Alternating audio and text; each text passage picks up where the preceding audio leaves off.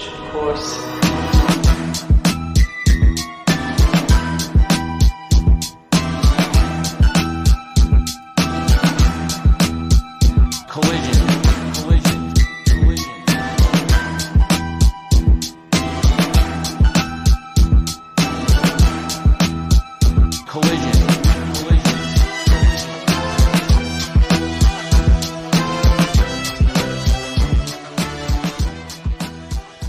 And hello, everybody. Welcome to Collision Course. My name is Wai Ting. I am stepping in this particular week for John Siino, who is going to be a part of our TNA Bound for Glory coverage taking place tomorrow on the POST Wrestling Café. He will be doing a show with John Pollock covering that show that is going on actually right now. So I'm very happy to be here on a free edition of Collision Course. This is POST Wrestling's AEW Collision review taking place every single Saturday evening, typically with John Siino, and joined with him as always, Kate from Montreal. How you doing, Kate? Good evening. Nice to see you again and hear you again. Welcome aboard. Welcome to Saturday night. You're getting me hatless, okay? Apparently, a very rare occurrence that your significant other has at one point asked you if you've ever seen the top of my head. Well, you get it right here. And now I can say that I have. Yes. So if you have chosen to tune in, you get hatless Wai Ting. Special night. Yeah. Pre-collision, hatless Wai Ting. Anything could happen. It's its own little WrestleMania, really. How have you been, Kate? I've been okay. I've been. Yeah, I'm trying to think. I always try to think of something like, do I have any interesting story to share from my life? Not really. Would you like to hear about how I put I got a new bed and I put my bed together? Because that's like I would actually love to hear stories like that, because I can totally relate. Like, my life right now is exactly that. John asks me these questions every single week, and I don't really have any great response. It's more so like, I don't think anybody would be interested in just how mundane my life is, but I'm actually interested in hearing, because I can relate to having to put a bed together and everything. So anyway, I'm just very impressed with myself, because if you ever met me, I'm like a short little thing. I'm like 5'2". So me wrestling a queen size bed frame and putting it together is this is my WrestleMania. Was it IKEA? It was not IKEA. It's I'm like one of these internet researchers. I need to do I need to sort of figure out the pros and cons of everything.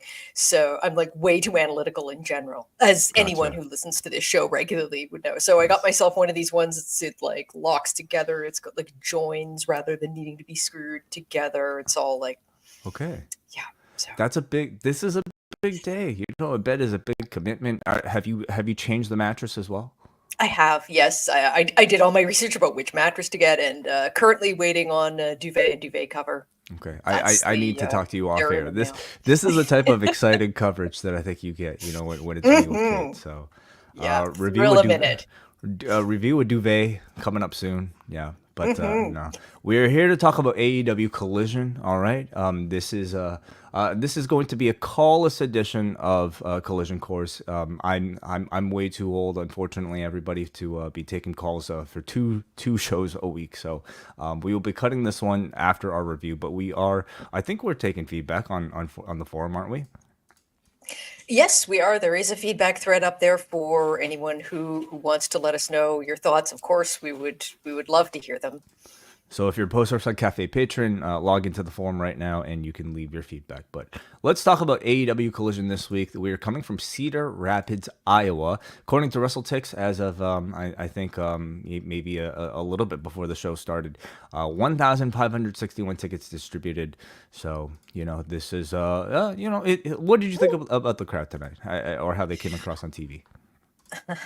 Most of them seemed great. There was, I guess.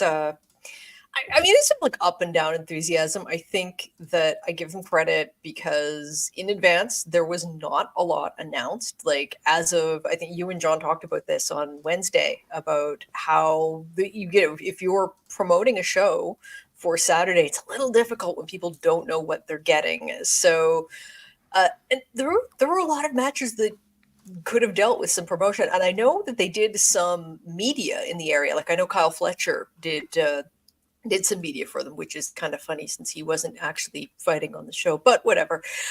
Like they have been trying to up their game in that regard, but they've been improving with doing announcements, but it's still like this still feels very last minute.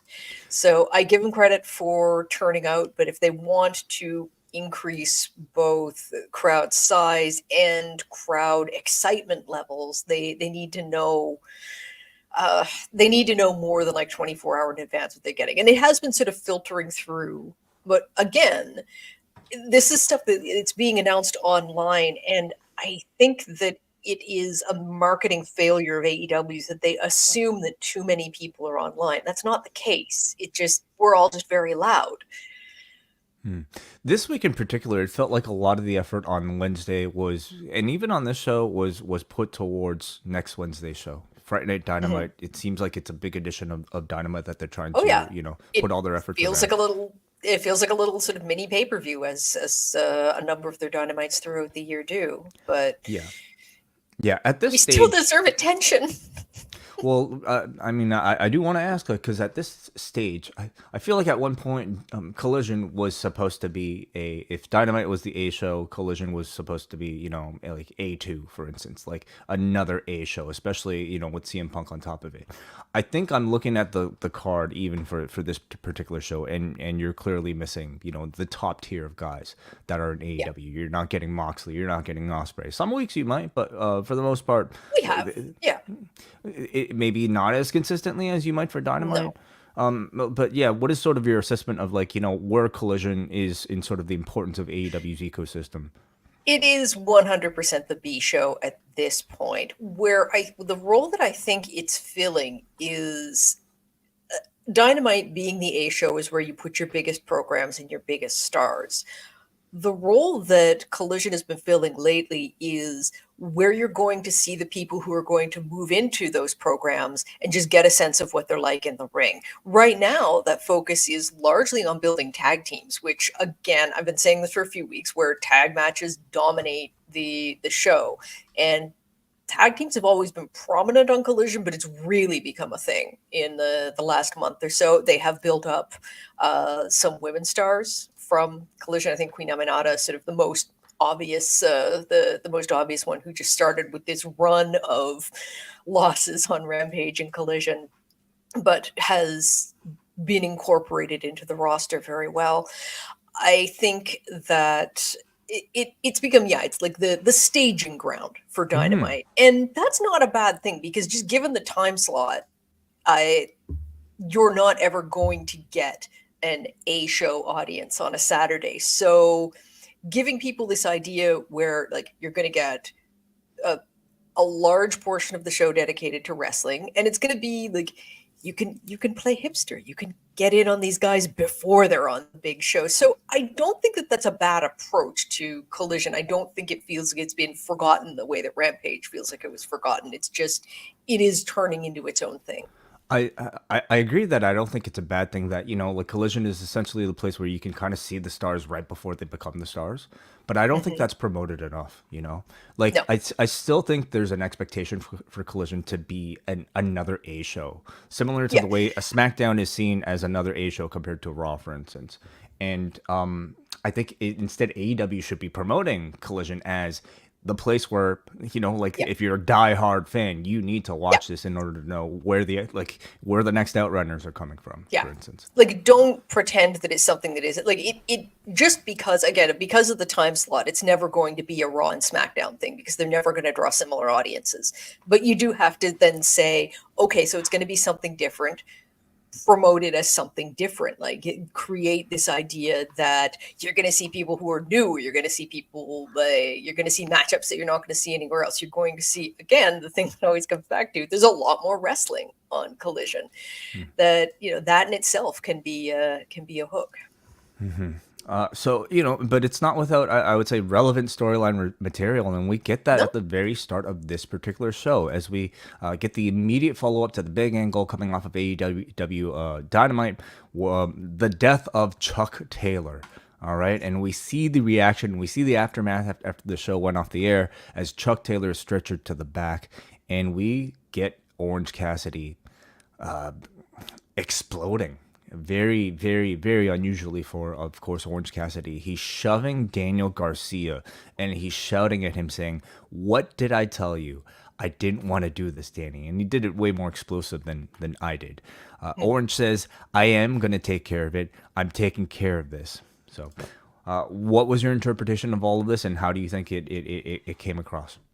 I think that we're definitely building towards OC versus Mox 2, and that they have set in motion this story where Cassidy is kind of the unlikely and somewhat unwilling hero to go against this faction of bad guys. And it's interesting because there's also clearly this list of characters who are in line to take on that role if and when Orange Cassidy fails, which I tend to think he will, because if you didn't hate this group enough for taking Bryan Danielson down, if Mox just crushes Orange Cassidy after all of this, you're going to have people just desperate to see them fall. So I think that people like AEW fans are very attached to Orange Cassidy with reason. They're going to care about him stepping up to take this guy on, and they're really going to care. I think that he is going to fail in the quest, because I think the longer term goal is Darby. Mm-hmm. But I think that this is a good way to get people emotionally engaged in a story. And I think Cassidy's actually really he's underrated in terms of his ability to speak, ironically enough, and to sell this character. He seemed quite genuinely upset when you saw him. I also go back to last week. Anyone who listened might remember that Siino had said that as soon as Garcia came out with that AEW shirt for his match, he was fully expecting him to turn on them, and I can still see that. I think he may be on to something. We'll see. We'll see, because I think they seem to be headed towards Garcia versus Jack Perry, which I can see Garcia winning, but we'll see where he slots in long term. I could be a little prejudiced there, because I think Garcia works better as a heel than a babyface. But Interesting. Yeah, I kind of struggled with that particular thought myself, because I feel like as a heel, Garcia just kind of blends in, and he's a subordinate of Jon Moxley's, whereas as a babyface opposing Moxley, he could be on the same level as Moxley. I kind of talked about this on Friday, but this entire program, to me, I'm very interested in, because I just kind of see it as such a great vehicle for your next generation of guys to come up. Yeah. Like I would include Orange Cassidy in that category, but certainly a Daniel Garcia and a Darby Allin to take that next level up. First on deck is Orange Cassidy. So I expect that to be the match sooner than later against Jon Moxley. I agree with you. I think Orange is likely to lose because I think Moxley needs to hold this championship for quite a while, especially after, killing Daniel Bryan. Sorry. When he loses, it has to feel like someone has blown up a mountain. Like, it really does have to feel like the earth has been leveled. And so, yeah, like I said, I think that Darby is probably the longer term plan. Yeah. There's other names that I can see in there, but clearly, like the faces at the end of the pay-per-view were Darby, Cassidy, Daniel Garcia. So they're but what I'm most interested in is seeing, okay, once Orange loses, how are they going to retain the value for Cassidy? Because I don't think he shouldn't just lose and then be back in the same spot. How does he lose the match while still showing that he has changed as a character? I think you're starting to see some of that. You saw that tonight, with him exploding and being way more emotional than we've ever seen from him. Is that something he's going to retain even after this, potential match with Jon Moxley that he might lose? Yeah, I think that this feels like a pivotal moment for his character, definitely. All right, we go to our first match tonight, and that's with Jay White taking on Shane Taylor. So outside, Lee Moriarty distracts to lead to Shane Taylor controlling throughout the commercial break. White dodges a big leg drop and starts working over Taylor's legs with various dragon screws and knee breakers. Taylor tries to body slam, but his knee gives out. White delivers a belly-to-back suplex and a Uranagi for a 2 count. Juice Robinson at this point stops Lee from getting involved a second time as Taylor delivers a big knee but hurts his knee in the process. His legs give out again as he goes for a package pile driver. So White takes advantage of the hesitation and delivers the Blade Runner for the win. What did you think of our first match, Kate? I thought it was fun. It's one of these ones where you know what's going to happen, and this was really just a way to get Jay on TV again, who I always think of as a Collision guy because he was such a fundamental part of the early days of Collision and in the sort of post-punk transition that happened. Like he was one of the biggest stars on the show. And the whole thing with the Bang Bang Gang, that's something, again, we're talking about it being sort of a staging ground on Collision. It was used on Dynamite, but it really sort of took shape on Collision and has moved on from there. I think that I know he's not everyone's cup of tea. I do like Jay for a lot. I think that he's very entertaining. In this case, the point though is clearly to get to the segment afterwards so that he could call out Hangman again. And I'm not going to object to that. Two of my favorite guys having a fight. I think that this is part of, and I hope that this is the case. I get the feeling this is a part of a larger build for Jay that is intended to give him a very prominent place at the show in Australia. Interesting. So White cuts a promo. He says that Hangman is obsessed with him because White has always been ahead of Paige in their careers and cites his 5-0 record over Paige. Is that correct? Is that what he said? It's 4-1 with an asterisk, which is that Hangman beat him, but only because Christian Cage interfered and sort of knocked Jay White out. Okay. But which is why the Hangman sort of repaid the favor in a way. Gotcha. Okay. So So yeah, four they and one are with an both, asterisk. I think yeah. I thought I heard him say 5-0. He said both. He said 4-1, but really 5-0. Like he's Okay. calling attention to the fact that the one is tainted, which it is. And there is this history going back to New Japan. The two of them, Hangman was he was pinned repeatedly by White, and then at the first Forbidden Door, he didn't take the pin, but he did lose the match. Mm-hmm. So Jay White says that he hopes that Hangman is rehabbing his knee and scheming and plotting, and that Hangman better not miss or else it'll cost him. And he challenges Paige to a match at Full Gear, which is later made official. So add that to the list. We are getting a rematch that we had from the last pay-per-view. And who do you think wins this one? Well, I guess the tradition says that it goes to the other guy. I can see this being a little bit of a screwy finish, though. There's nothing wrong with, again, going to a third match between them. Hangman has proven quite good at telling these multi-match stories. I think with Jay, again, they want to get him in a very prominent place for the Australian show. So this is to give him something important to do without necessarily attaching him to a title until that point. And what do you see for Paige coming off of this program with Jay White?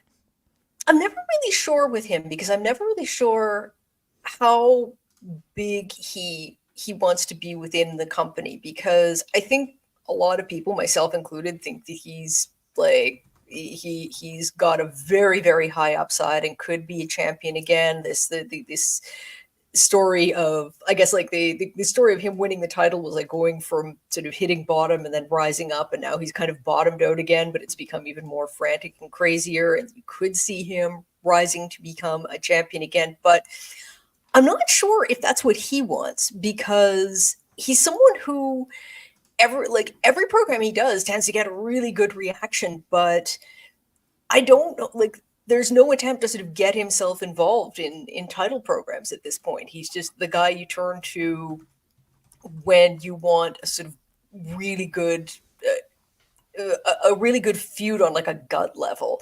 Mhm. So I think like Yeah.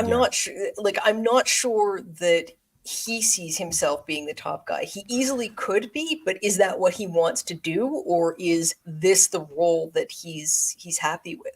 Well, right now, John Moxley has the world championship, and he might have that world championship for a very long time. So where does that leave somebody like a Hangman Page, who, I mean, came out of that Swerve feud so incredibly hot that I think a Mm-hmm. lot of people would have suggested that he would it was like directly in line for a world title shot. But with Moxley taking this up, it doesn't leave much of a role for another top heel in the company right now.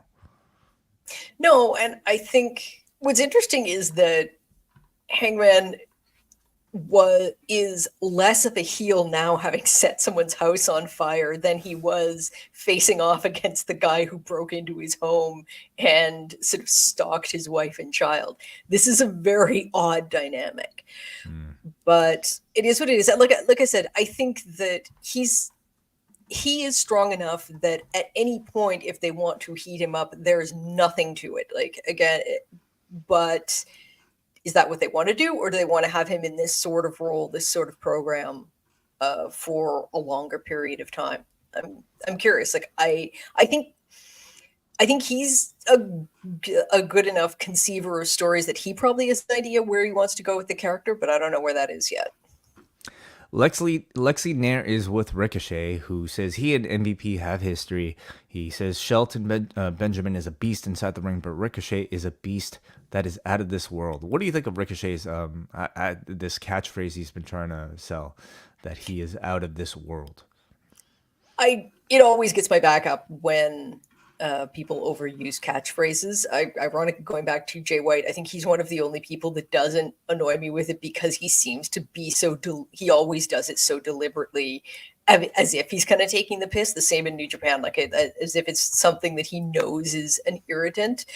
I wish he wouldn't say it as often, because contrary to what we all might have thought and what we all saw with our own eyes in WWE, he's been pretty good on the mic. Mhm. His ability to speak is considerably better than I thought it would, but it gets on my nerves when anyone, not just him, but anyone starts repeating a catchphrase like that, because I, it's entirely the kind of promo that I don't want to hear.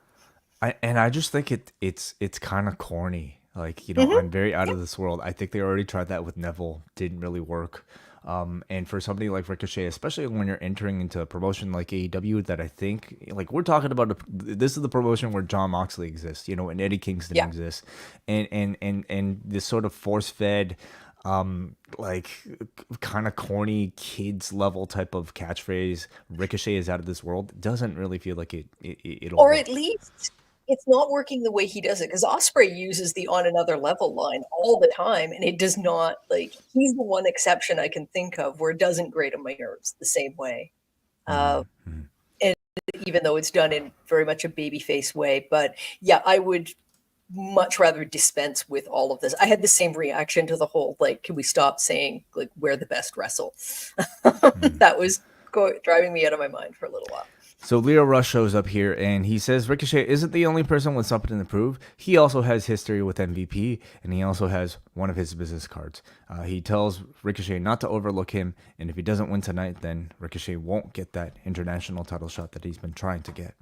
So, we up next we got Lexi Nair with a bald-headed Kyle Fletcher. What do you think of Kyle Fletcher's new look?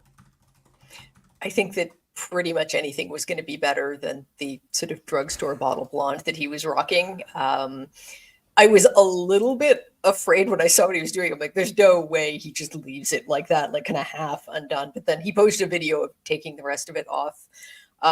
Pretty much every man I know wants to know the name of the shaver, like the that he was Oh, the using too, razor. because Yeah. holy God, that thing, like he went through all of his hair and he had a lot of it. Like I've seen what you guys have to deal with when you're shaving heads, and that was a powerful machine that he had. There's a definite opportunity for great synergistic cross promotion there. Mhm. So Kyle Fletcher says that he's here to keep an eye on Ricochet for the Callis family. He's also called out Will Ospreay for Wednesday and says if Ospreay doesn't show up, then he's clearly scared. He says he's the proto star because he's the prototype of what a star should be today. And next Saturday on Collision, he wants a match against somebody who's up and coming in AEW so he can prove that he's no longer the future, he is the now. I thought this guy was just awesome. He definitely just gives off top guy energy, and I think the shaved head works really well, especially with these sunglasses. Yeah, I thought that he looked like what he said he was. I think it's interesting too, because I heard you say this and I felt the same way about how I had that sense going into Wednesday. It's like, do I really need to hear this guy talk again? Like, I kind of get what the story is there. Do we need this? And I feel like having heard the promo, I feel like I underestimated him. And I was like, he did a promo about people underestimating him, and the reaction that he's getting from a lot of people that, oh, we underestimated him. So yeah, I think that his stock has risen more than almost anyone's in AEW this week. Like, he really looks like a top guy. I'm sorry, Mark Davis. Like, and I have been the biggest defender of Aussie Open and wanting to see them get back together. But no, at this point, Fletcher feels on a level with like a Garcia in terms of where they could go with him. And he's like 25 years old. Like, this is this is someone who is going to be the future of your company. And I think Tony sees that, like, since the first time, since before Fletcher was signed, when they were just doing appearances, it seemed kind of obvious that Tony Khan had an eye on him. Like, you could it did not surprise me at all when they got signed. It's like, that felt like a matter of time. So yeah, he's kind of coming into his own.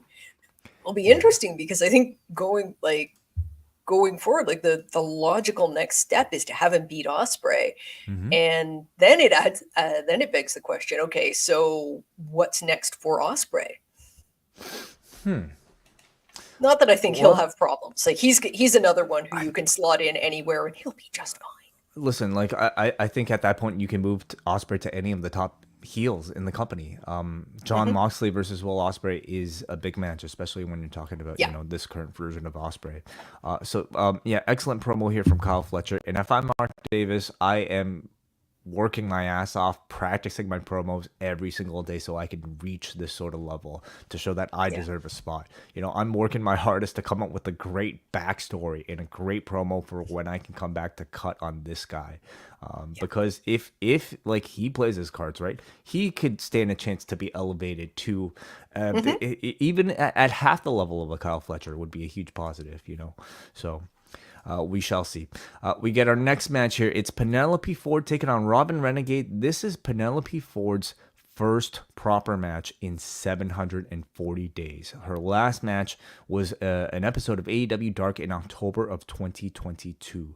So that is a major layoff. I don't even think. Well, I was barely a parent then. My kid is 2 years old now. So oh my god, that's how long of a layoff Penelope Ford is. I was still able to sleep, I think, back then. So Ford is getting set for this Jamie Hayter match, and I can recommend a good bed. Oh, this is why I'm so interested in the conversation. So we get, I would say, a pretty rough-looking handspring clothesline from Ford a little bit early on. Ford then, though, hit a very impressive-looking matrix move into a stunner, I thought. She drapes her leg over Renegade's head across the second rope and gives her face a lick.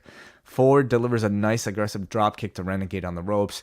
She says, "I'm the bad girl," and hoists Renegade up on her shoulders to deliver a gutbuster into the Muda Lock for the victory. What did you think about the match? I thought it was really too bad that it basically started with her kind of whiffing on one of her more recognized and I don't want to say spectacular, but one of her, like, one of the moves that tends to get people's attention, and it didn't go well. And my heart was in my mouth when I saw that. I'm like, oh, it's not even like, oh, haha, you screwed up. Like, it's just, oh, you feel so bad for someone. But I thought she composed herself well afterwards. Again, like, Robin is one of these people where it's always such an odd thing when they put her in the ring against someone who's supposed to be playing a heel, particularly in this sense where you get the feeling that the crowd is going to naturally root for Penelope just because she has been gone so long and she had some pretty intense trials while she was off.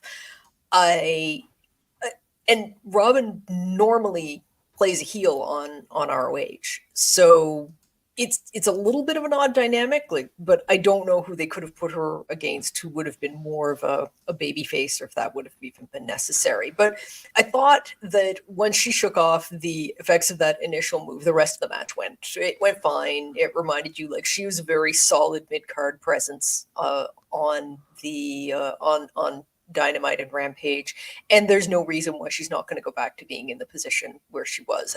I think she's slated to lose her first big feud, but she's someone who they can make use of, and the ring rust will fade. Oh yeah, yeah. Like with the 2-year layoff, I give her a lot of leeway, and I would suggest even simply getting back to this point and being on TV, cutting promos, and looking like being capable of, I would say, like a pretty solid match here. Huge accomplishment for her. So, showed some good intensity with some of her offense. Do you think coming back as a heel was the best move? Should she have come back as a babyface instead? She's such a natural heel. Like, she's just so much better at being a heel. So I feel kind of the same way as I did when they introduced Mercedes as a babyface. She's just so much better. Like, the character is so much more effective as a heel that, yeah, like you were always going to get a bit of a welcome back pop, and people may like seeing her, but no, I don't think it's wrong to bring her back as a heel. So just like we had Ford interrupt Jamie Hayter on Wednesday, we get the reverse here with Jamie Hayter appearing on screen, and I don't know if was this match already made or was it not? Anyway, they were a little 6th, fuzzy on this. Like, it was, yes, I think they said that it was made, and then it came out this way that she's asking her. They tripped up a little. Whatever. Okay, November 6th on Dynamite, we're getting the match, Jamie Hayter versus Penelope Ford.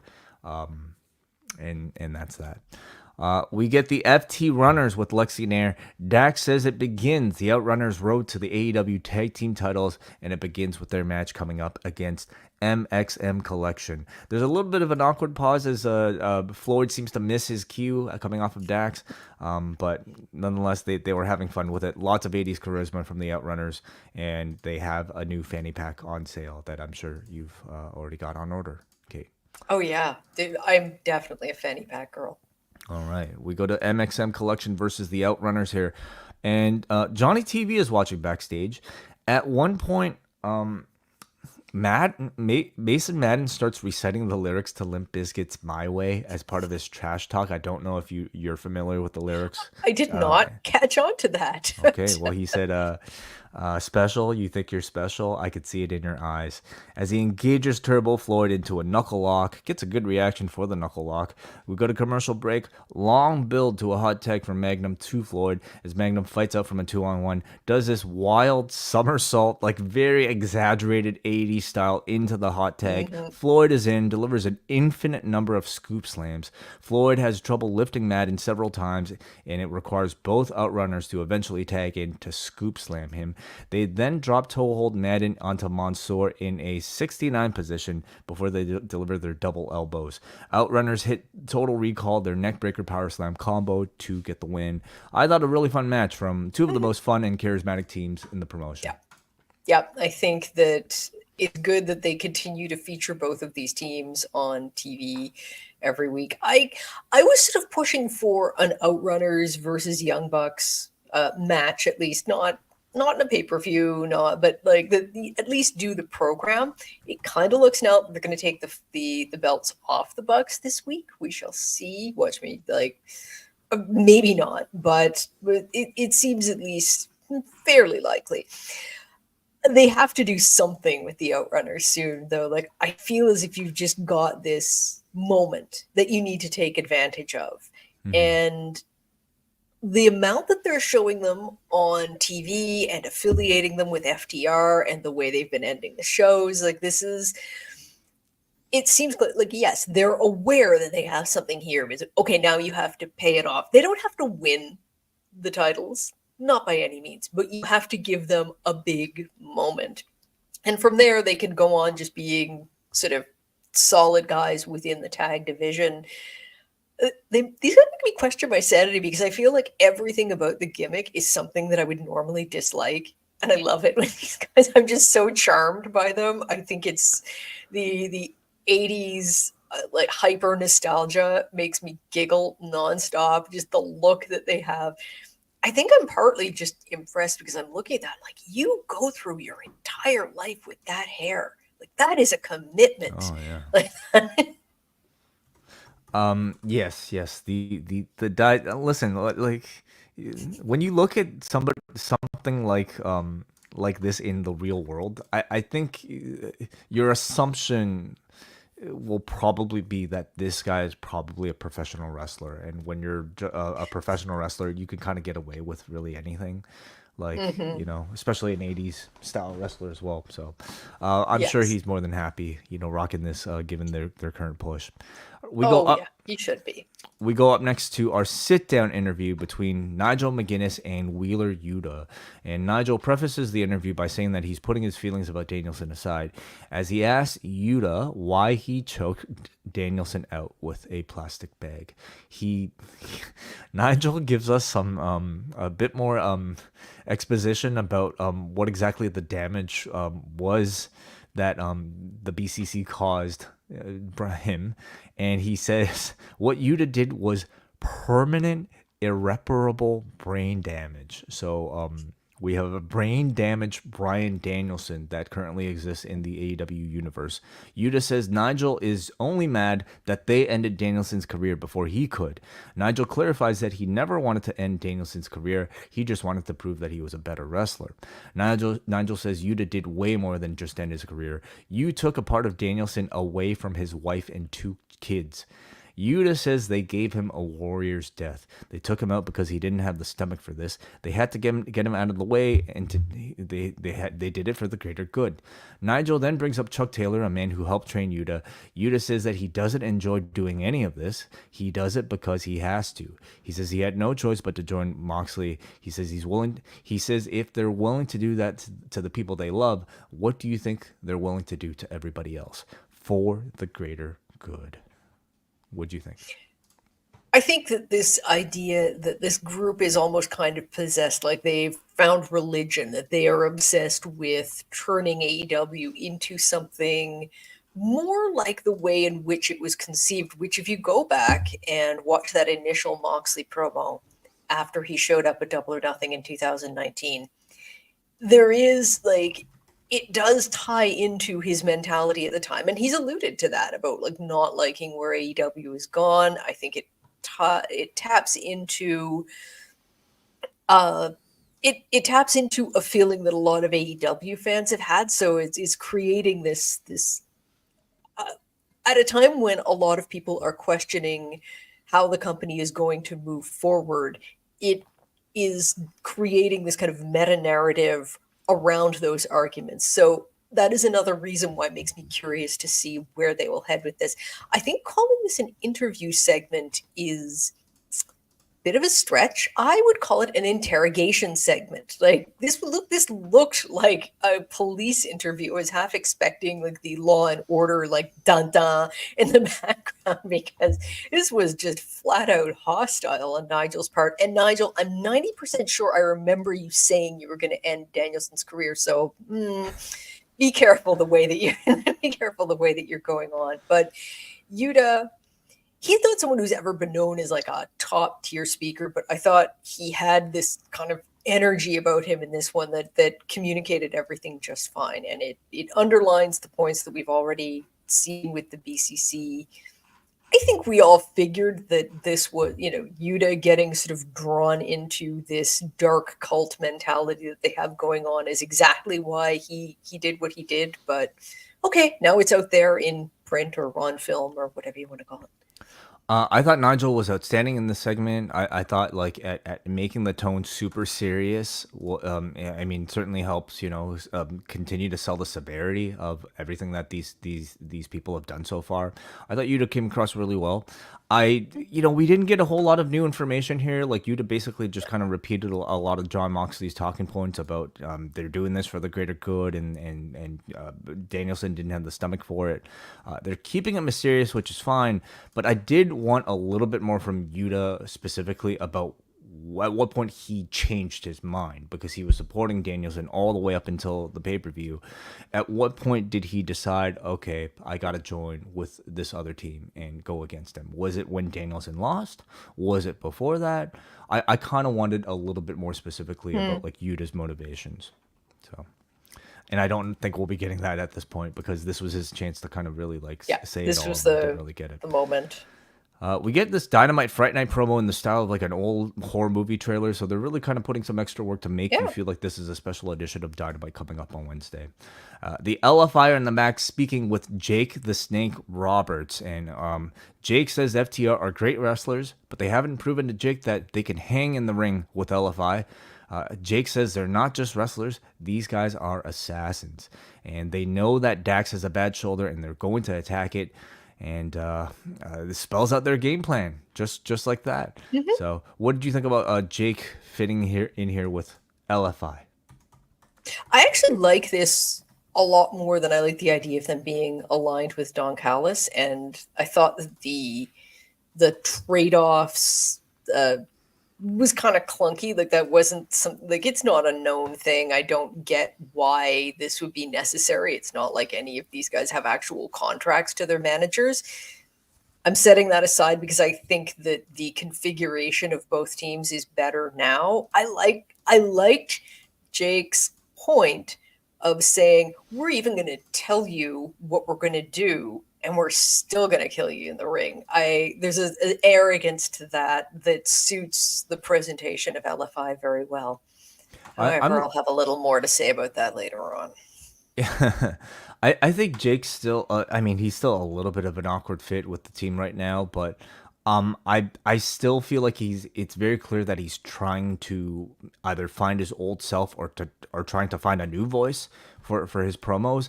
And to be quite honest, he hasn't had that much of a chance to do it in his time with Lance Archer so far. So I hope he gets a bit more consistent airtime to do it with LFI, and I hope to see progress for Jake the Snake Roberts at this stage of his career. So we shall see with that. Ricochet versus Lio Rush, arguably the most anticipated matchup heading into tonight's Collision. Certainly, Well, it for was me, definitely, but everyone knew that. So Rush is really driving up the intensity early on. He decks Ricochet repeatedly with forearm shots, and then just unloads on him with aggressive punches in the corner, sort of maybe giving off the idea that he doesn't want a friendly fight. He wants to take Ricochet to the limit. So then they just deliver this incredible sequence of agility as Ricochet takes control. Ricochet delivers a huge running knee. Rush needs to rest in the corner. Ricochet helps him up, but Rush was only playing possum as he sends Ricochet outside and follows up with two really fast tope suicidas, taking us to commercial break. Rush then goes for his low rope springboard stunner, but Ricochet catches it and turns it into a Blue Thunder bomb. He looks right into the camera and acknowledges that, yes, that was a message to Konosuke Takeshita. Rush then hits a poison rana for a 2 count. He then gets desperate, so he goes outside to grab a chair, which Ricochet baseball slides into him, followed by a Fosbury flop. Ricochet then delivers his new finish, a charging sliding lariat from the corner, which is a move that he debuted to defeat Nick Wayne on Rampage, and gets the win here. What do you think about this match? This is exactly what I want. I didn't ever doubt that they were going to have a really good match. Just perfect TV match to me. Like I wasn't expecting it to be sort of like a pay-per-view 20-minute barn burner, but I thought super athletic. Both of them got to show off what they could do. Ricochet continues to look like a force to be reckoned with. I like the cockiness that he shows in ring because ultimately Ricochet doesn't have to do much to get over as a character. He just sort of has this presence where it's like, yeah, I'm all that. come and get me. And that is working for him. It comes through in every match. It came through in the match with Nick Wayne last night, where it's like, yeah, kid, you'll get close to me eventually. Don't worry. And this was kind of the same thing. Like, you forget Ricochet's considered like, a number of years older than Lio Rush, who is still shockingly young for the time that he's been around. I thought it looked great. There was a sort of wildness to it at times that I maybe didn't necessarily expect, but that worked in their favor. I thought helped by a good little promo from Lio before they did the match. I'm very happy to see Lio back in AEW. I'm glad that they solved their issues. Yeah, I think that one of the important things they're doing is establishing Ricochet as such a crowd favorite that the crowd will gravitate to him over Konosuke Takeshita, which is going to be a challenge because AEW fans love Takeshita. Now, what I suspect is going to happen is you're just going to get the sort of both these guys default when they meet up. But I feel like this program is heating up nicely. I want to see that one-on-one match, and so they're gonna rely a lot on Callis. I have to think, or at least some sort of like heelish advantage in order to build the sympathy for Ricochet, which in a is match not like wrong. That.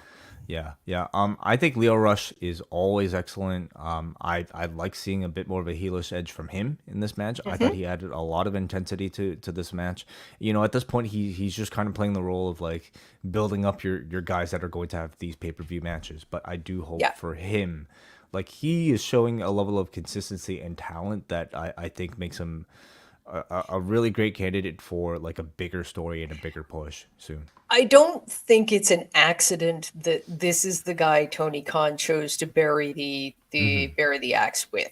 I think that Tony always had an eye on him, and they had this sort of falling out. They had this strain, and Leo's contract wasn't renewed, but there was always a cloud over that. Tony likes his flippy guys. He likes his super fast guys, and Lio absolutely fits that bill. So I think that there will be more for Lio. I mean, if you just look at how often he's featuring on TV. Oh, that Shelton match was amazing. He made Shelton look incredible. Yeah. Oh my God, yeah. I think the only thing that I would have done to improve this was if they could have gotten their hands on some of the footage from the Ricochet Lio Rush match in PWG, which I went back and watched this week. And it was like, that was obviously PWG only does pay-per-views. That was very much like a stellar match. And seeing what these guys are capable of is unbelievable. What I think is remarkable is that match was more than 10 years ago, I believe, or around 10 years ago, and they can still go like that. So Lio Rush is 29. He would have been, if that was 10 years ago, around 19, which is crazy. Yeah, he would have been like 1920, I think, at the amazing. top. Like, yeah. All right. So up next, we've got Lexi in the back with Harley Cameron. Excuse me. I just had my flu shot, so yeah, dealing with that as well. She's in Good the for back. you. Yeah, dealing in the back with and my COVID shot too. So yeah, I'm double boosted here. Booked in the next little while. Yeah. Word of advice: don't do it before you have to do a podcast. So I would book my shot, or your shot on a Wednesday or Thursday. Give yourself like a good 1 or 2 days just to rest. We go to in the back. Lexi is with Harley Cameron, who has her face painted like a cat, and she calls herself Thunder Harley. She says Thunder Rosa isn't the only person who could paint her face, and this is when Thunder Rosa shows up. She says she calls Cameron one of the nastiest pussycats she's ever seen. She says November 2nd next week, on Saturday, is Day of the Dead, and we don't want to rudely interrupt the dead, so we have to teach Cameron what her face paint actually means, as she challenges Cameron to a Dia de los Muertos match next week on Collision. I thought a lot of this came across very cringy and not really what I would call good. But they got the message across, and you know, Cameron kind of like necessitates this sort of like friendly comedic type of like banter back and forth. I just didn't think Thunder Rosa was that great in this segment. No, that's the crazy thing. It's like it's Thunder Rosa who let this down. Like, I actually think it would have been better to just almost let Thunder Rosa come in and just like yell at her in Spanish and like have Harley kind of pretend that she understood it. The weirdest thing for me was obviously the voice is unmistakable, but I would not have recognized Harley's face in that makeup. Like, it is incredible to me how much we sort of rely on the presentation of characters it through their makeup in women's wrestling. Like, it's almost as if there's a patented look, because I literally would not have recognized Harley if I hadn't heard her voice. I thought that she was very, like, she's got this sort of good, funny, crazy thing. Something that I might consider, though, is she had always attached herself as this sycophant to Saraya. I would maybe move that over where she becomes that for Thunder Rosa, because you could do something with it, because the idea with her and Saraya was happy for an ally, but also clearly thought that she was just ridiculous. And I could see Rosa going with that. Now, the problem is that you want to present Rosa as more serious, so that is a challenge. But like, I would maybe try something like that, because at this point, I think it's clear that Rosa needs someone to speak for her.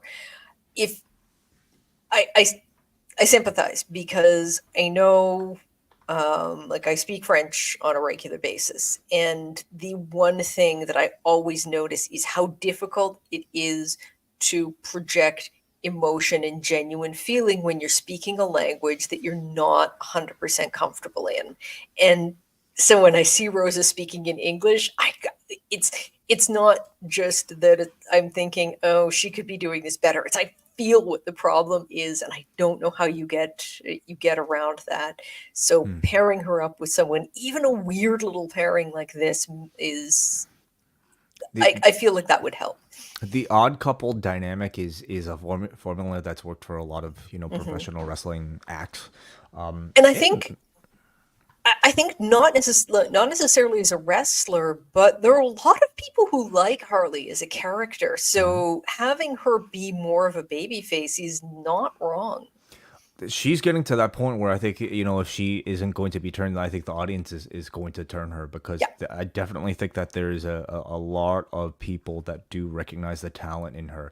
I mean, in ring, you know, like we always have to give the caveat that she's relatively new, and the fact that she's able to pull off these TV matches, not necessarily at such a impressive level, but the fact that she's successful at them, that you know, we And give her a lot of improving. credit.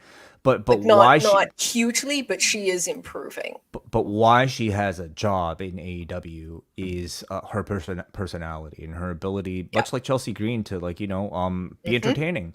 So Yeah. I think the audience Perfect comparison. is certainly recognizing that, and yeah, maybe a babyface run sooner than later is in the cards for her.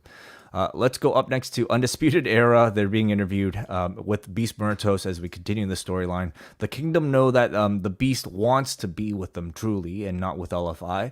Taven says last week's gift of beef did not work out for him, so instead he has gifted a gift basket of candies and chocolates to the Beast Muertos.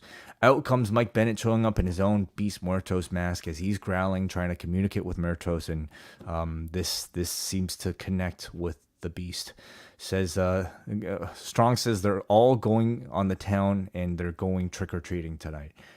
So where is this leading to, Kate? Okay. At this point, I feel like I should just have a soundboard of my reactions, because I swear to God, this is the third week I have made this exact same comment. But Anthony, I will continue, and because I know you, we all know you listen. Anthony, I feel it is really important. You have a very compelling squad of absolute killers in LFI, and it makes sense.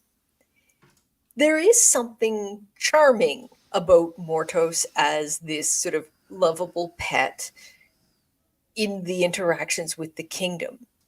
But you cannot do both at once. You just can't.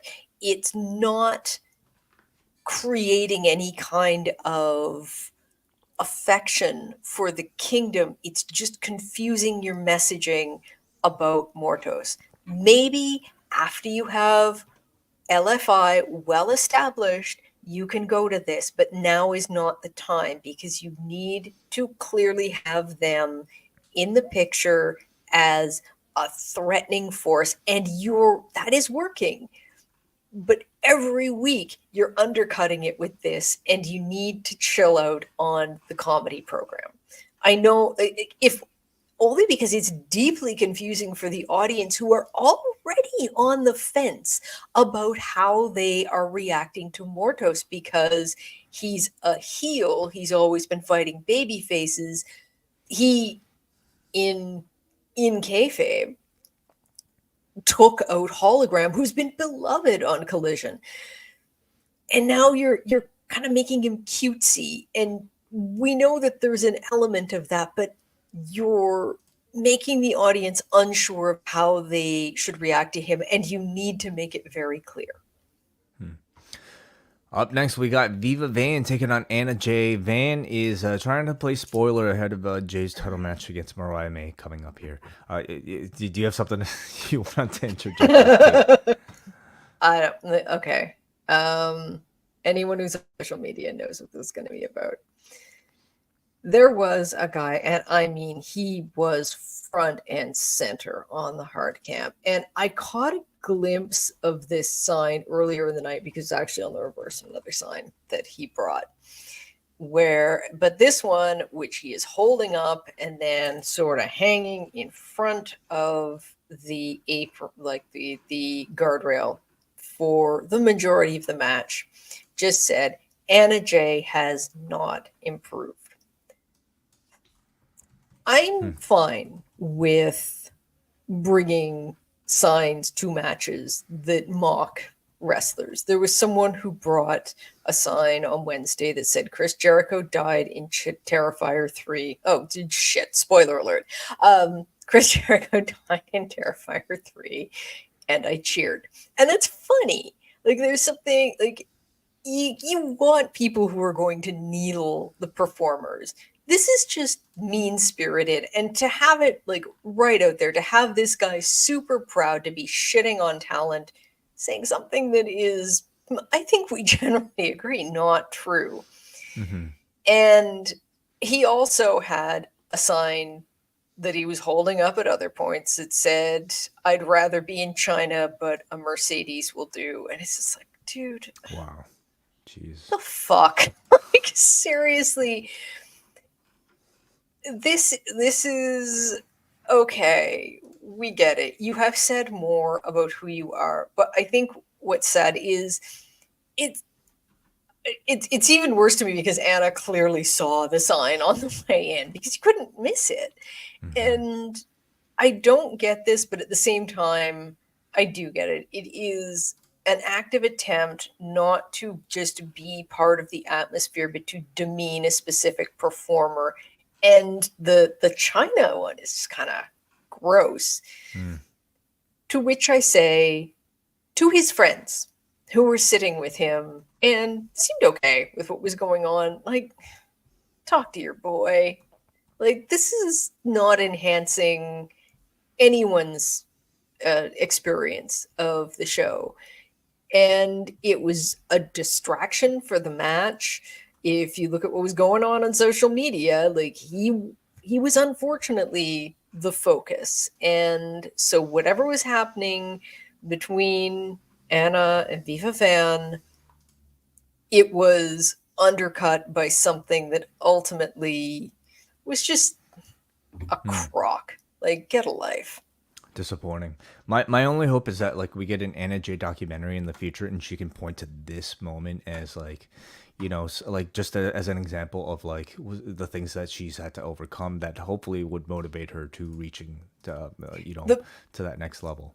the most horrifying part of it for me was he was wearing, I think, a Marvel toque, but just when it showed it, he had it tilted, and the color and the red and white logo, I Hmm. I was just, is that a post wrestling toque? Like I will find him and end him myself. Goodness. Like, no, you are not welcome here. All right. Well, the match itself, and I think you probably talked about the most interesting part of it, Kate. But the match itself is really just a bit of a showcase for Anna Jay here. Van dives with a springboard crossbody for a 2 count. Jay fights back with an electric chair. She delivers her gory bomb, which Nigel is calling the Widow's Peak, even though it's not quite the same move as Victoria's. But this gives Anna Jay the win in a decent little showcase. I think she's looking confident. She's, they're using the Stardom experience as a good storyline reason for her improvement, which I think is evident on screen, despite what that sign says. I Yeah. also thought Viva Van's offense looked really good, very precise, very fast. Any other thoughts on this match? I think Viva is clearly one of these people that they have a close eye on. They've been using her on AEW from time to time. They've really been using her on Ring of Honor. It made sense when they did the West Coast shows because she's sort of based out there. But now if they're bringing her to Cedar Rapids, I think it's a sign that she's someone they want to keep close. They have this relationship with New Japan. She is a member of the New Japan Dojo. Trisha Dora is another one who they've gotten through there. So yeah, there is this undercurrent of interest, which is why I think they made this more than just a straight squash. I was very happy because there've been a couple of incidents on Ring of Honor lately where Viva has had matches where she unfortunately missed a couple of big moves, and it was clearly edited to hide that. Happens to everyone. It unfortunately happened to her like a couple of times in quick succession. But yeah, I thought that they looked good here. This was never meant to be a substantial match because it's just there to build up what I think is a nice little program that they have. That's, oh my God, could that sound more patronizing?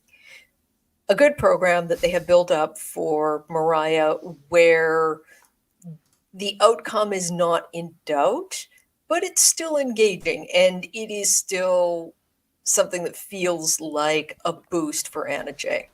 So in my opinion, like even though a lot of the outcomes of these like TV feuds you could predict, it doesn't mean like people don't have something to gain as far Yeah. as I think whether it be crowd appeal or maybe appeal to Tony Khan so that Tony Mhm. Khan might see something in them for a future promotion later on. I think even for somebody like a Mariah May, there's a lot for her to prove still as champion. Mhm. Without Tony Storm, can she deliver a successful program with I don't know, compelling promos when it's not Tony Storm on the other end? And I would argue she did that tonight because we Mhm. followed this segment up immediately with a Mariah May promo. She says if Anna Jay quit tomorrow, nobody would give a shit. They would just find another fat ass blonde and teach her how to do an arm drag, and then they can watch her waste the next 5 years of her life. May says it took her 9 months to do what Jay couldn't for her entire career. She says Jay thinks she's an inspiration for girls, but she's not. She says anybody who has to never give up was never good enough to get it done in the first place. She says one pin in Japan doesn't make you ready to be a champion. May learned in Japan that not one woman alive can touch her. Behind all this glamour and gold is the woman from hell who will step on every dream she's had. So Yeah. I thought this was one of the best promos I've heard May cut during this title run. Maybe the best promo I've heard her cut during this title run. This to me was a champion level promo. What I liked about this was up until now, Mariah has maintained that sort of over the top, like dramatic, contemptuous character that she had against Tony, against all of her opponents. This one, she's coming off uh, like getting pinned by Anna, and she was just dead cold. Like, it felt like that loss had touched her, and she knew she needed to respond in a different way. Totally agreed. This is the type of like threatening, serious bravado I kind of want from her. Yeah. I just want a wrestler who thinks she's the best wrestler alive. And I think coming off of like, understandably the major influence of the Tony Storm program, I understood why she kind of needed to feel like she was still of that world. But what we ended up feeling was like, it ended up feeling sort of like a Tony Storm light that she was playing, for a few months. It I ended I up feeling like the early parts of the Tony reign, where it was kind of a quite the character, but the payoff in terms of matches, either in build up or quality, wasn't there yet. Although no I think the quality of Mariah's matches has not been bad, but just the build up hasn't felt as substantial. but knowing May is just capable of this like straight up I'm the best wrestler alive type of promo, like this is the character that I think will take her to the next level. So I hope we get more of this. So that match is happening in a week on Collision next week. I'll also announced for Collision, Kyle Fletcher versus Commander, and we have Harley Cameron versus Thunder Rosa in the Day of the Dead match. On Dynamite, we've got Orange Cassidy responding to the attack last week, Adam Cole versus Buddy Matthews, and we got a nice little video package there. And then we also have Camille versus Chris Statlander, the Bucks versus Private Party, or if Private Party does not win, they will break up, and also Swerve versus Shelton Benjamin. We then see there's a lot on these shows. Kate. Like I don't know how Yes, you and there Siino, is. I don't Yep. know how you and Siino do it every single week, but these are dense shows because we got Kyle O'Reilly in the back with Big Tom, Tomohiro Ishii. O'Reilly spoke to Mark Briscoe earlier, and he says the word of the day is honor, and the learning tree don't have any of it. Ishii speaks in Japanese, and even hearing Ishii speak Japanese, I realized that even hearing Ishii speak itself is rare, So Yeah. It feels like something important is going on. I didn't catch a word of it, but hey. Lexi asks about Kyle watching the Undisputed Kingdom matches that we saw a cutaway to. He says that he keeps his eyes peeled on everything AEW, but says he's good with the conglomeration right now. So you're sensing some sort of tease of Kyle maybe considering joining back with Cole and or the Kingdom maybe The coming off of Kingdom. this. So He was looking kind of wistful on Wednesday when we saw him. like I remember the good old days, but I'm with somebody new, but I can't help but maybe reminisce Yeah. about the good times. Then we got our main event here with LFI, Dralistico, and Roosh taking on FTR. Roosh and Wheeler are in the ring, and there's some very hard hitting sequences between the two of them. Harwood is driven shoulder first into the post as LFI work over his injury, as Jake said they would. During commercial, Jake gets involved with a very nice looking punch to Dax from the floor. So Yeah, holy shit, that looked like. in that department, the man still got it. Big reaction for that. So nice to see Jake, deliver a little bit of physicality here. Back from break, they continue cutting Dax off from the corner. Roosh is doing a great job by intensely beating Dax up on the floor. Terlistico comes in with a crazy springboard crucifix bomb to Cash that looked incredibly clean.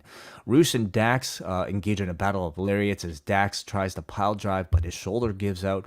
Beast Mortos gets involved for a 2 count. They ram Dralistico into Mortos off of the apron, which is followed by the Shatter Machine onto Dralistico for the victory in what I thought was a great match that was also very tough to try to recap with my notes. Okay. I'll have good things to say in a minute, but this ending. Why?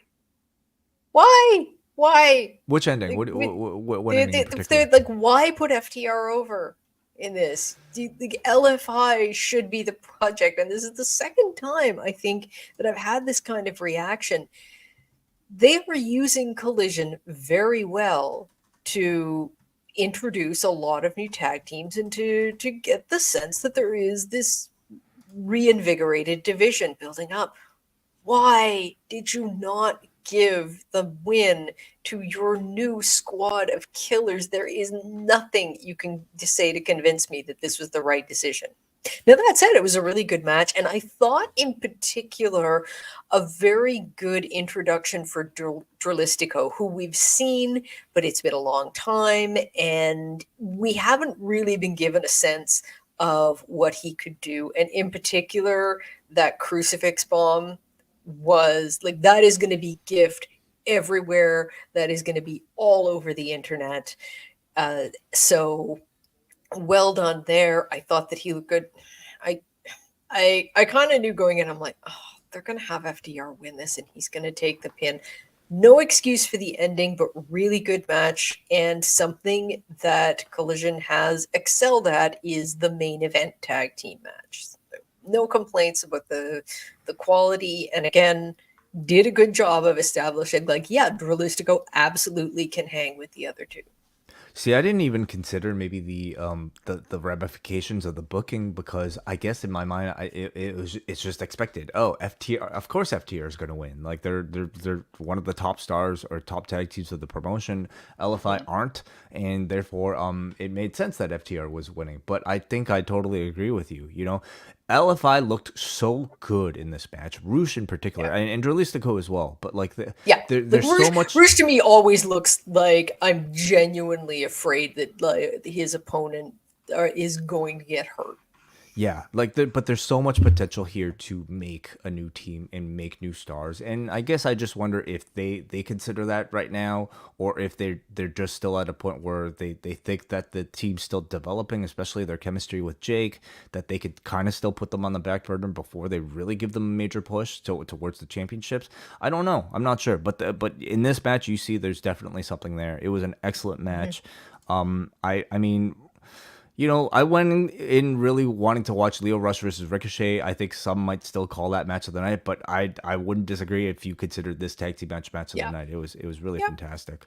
So then afterwards, LFI continued to attack FTR, and the Outrunners come up for the save as we get a big pose down to end the show. And like, you know, unless they're building to like an FTR versus Outrunners feud, I don't know. I kind of considered these sort of like celebrations between FTR and the Outrunners just kind of like wasted time. Like, you know, I know they want to send the crowd home happy, but like I want storyline material, you know, I want something that'll lead to something else. So, I mean, and again, like it seems to be the purpose of this to me should be for FTR, who are the kings of the tag division. I would say even more than the Young Bucks at this point. They are the leaders of the tag division. They don't need the rub. But this has always felt like using FTR to elevate the Outrunners, who are already connecting with the audience, to give them just that extra push. We already know that FTR can be sort of cute and fun. We've seen it at the end of episodes of Collision. And so this did, like, it was cute, but it wasn't necessary. And again, I would so much rather have ended this with LFI standing over the corpses of their enemies. so I guess we can ask, are we due for an FTR heel turn, and can we get that FTR versus Outrunners feud at the end of all this? Yeah, I think FTR, other than when they first joined, where they were sort of underhanded heels, but only until they, well, not even underhanded, but just manipulative heels until they won the belts. They have only been baby faces. And yeah, I think that we need that heel turn because they can be good heels. And yes, audiences love them, but I get the feeling that audiences are ready for it too. The snag in all of this is that of all of these new tag teams that are being incorporated into Collision, very few of them are baby faces, and that may become a problem. It's one of the reasons why I think Private Party should win on Wednesday, because they're one of the only babyface tag teams that you have. I guess you have Top Flight, who are sort of, they're a couple of levels lower. Their style means I think you could get them over fairly quickly, but they're not at a championship level yet. Other than that, it's the Outrunners, and everyone else are heels, sometimes very charming heels, very effective heels. But yeah, so the one problem with turning them is you're taking away something that you do not have in abundance. Your overall thoughts on tonight's edition of Collision? There's very little of the in-ring action that I wouldn't recommend that people check out. Yeah, like a very like a solid episode overall. In particular, I'd say watch Ricochet versus Lio Rush and the main event. Some of the video packages, although I think that's leading into stuff that you're going to see on Dynamite, is good. But yeah, those two matches, I would say, go out of your way to see. In terms of like, I think material that is important. I think the Mariah May promo was really strong. That Yes. if you want to see like her course of development, I highly recommend that. The scene with Orange Cassidy after Dynamite, I think is also very relevant to the story. I think seeing Ricochet versus Lio Rush is just a really hot match. And the main event, those are the two matches I would definitely recommend. And if you want to see a fun comedy match between MXM and Outrunners, sure, that too. All right, let's go to some of your feedback from forum.postwrestling.com. We got a Andrew from Cape Breton who says, I'll get to the good first. It seems like some of the AEW changes have started as some of the video packages building to Dynamite reminded me of when they used to do these Road to shows on their YouTube channel. The Adam Cole Buddy Matthews match, for example, had that. They also set up matches for next week, and it does seem like there's progress. It's not anything new, but it's how things used to be. Now to the negative. This show felt like a lame duck show. They had all these returning ideas of promoting shows and Road to type hype videos, but for this show, most of the matches weren't announced on Dynamite, and most of them were enhancement matches. Viva Van, Robin Renegade, and Shane Taylor are fine talent, but are pretty much enhancement talent. Lio Rush and MXM Collection are a little more established, but they aren't much higher on the card than the others. This was also the lowest attended AEW show that wasn't a paid show like the ones in Texas and the pandemic shows, though I'm sure they had more people at some of their late 2020 shows. AEW are getting better with building up matches, but this show seemed like the last one where they gave up and want to start fresh for Friday Night Dynamite. That being said, a highlight was the Outrunners versus MXM. I like how Turbo Floyd and Mason Madden tried to do the Hogan Warrior spot at WrestleMania 6, and Mason sang My Way by Limp Bizkit. Some fun that is always welcome on a show. Yes. Interesting that what makes an impression on a card like this in the Outrunners and MXM, at least. Yeah, like I don't disagree with his criticism. Like or at least I understand the criticisms, and he's not wrong. But yeah, I don't. Oh, and the mind Nigel too much Yuta, the Nigel Yuta video Yeah. too was very Yes. important, I thought. Yeah. Yeah. Yeah. Yeah. It's odd because like there's more. I know the criticism of Collision has been that there's nothing added to the stories, and that's really changed in the last month or so. Hey, Kate, thank you for having me here. John Siino, Thank you for filling in. thank you for offering the seat to me. I welcome you back here next week. Now, next week's going to be a bit difficult because, or a bit different because we do have coverage of Crown Jewel that is, actually, that's taking place in the afternoon. So that won't be any sort of a conflict at all because you'll get Kate and Siino back here 10 o'clock Eastern time on in the Post Wrestling Cafe. Speaking of the Post Wrestling Cafe, you can listen to John Siino and John Pollock review TNA's Bound for Glory, which I think is either just wrapping up or just wrapped up. They will be doing their post show tomorrow in the Post Wrestling Cafe exclusively for our patrons. So if you like this show, if you like any of our shows, simply want to support, and if you want to get some exclusive shows like Collision Course, sign up, postwrestlingcafe.com. $6 a month gets you a bunch of bonus content and access to the entire archive featuring a lot of Kate from Montreal. Isn't that right? It does indeed. And thank you. I am assuming that the TNA show just wrapped up because hello to John Siino, who just popped up in the chat. Hello, Siino. And good to see you in there. All right. I look forward to listening to Siino. Kate, as always, where can people find more of you? That's a good question right now. I am technically still on Twitter as She Rants About Wrestling, which is at She Rants MTL. I will say that I have been posting there almost never because the place is just unbearable at this point. I'm looking at where I could sort of move things to be a little, because I miss engaging with people. It's just everything else. Your chance is Collision Course every Saturday, okay? Everybody join the Post Wrestling Cafe, jump into the live chat room. This might be your only place I miss where being you can able to communicate. comment on other stuff, actually. Like this is where my life is falling apart. It's AEW I can always talk about here. It's everything else. And don't forget, Sunday night, NXT, our friends at the BDE for Up Next will be back with their Halloween Havoc review. So jump back, subscribe to the YouTube, watch that live. Thank you, everybody, for joining us. Bye-bye.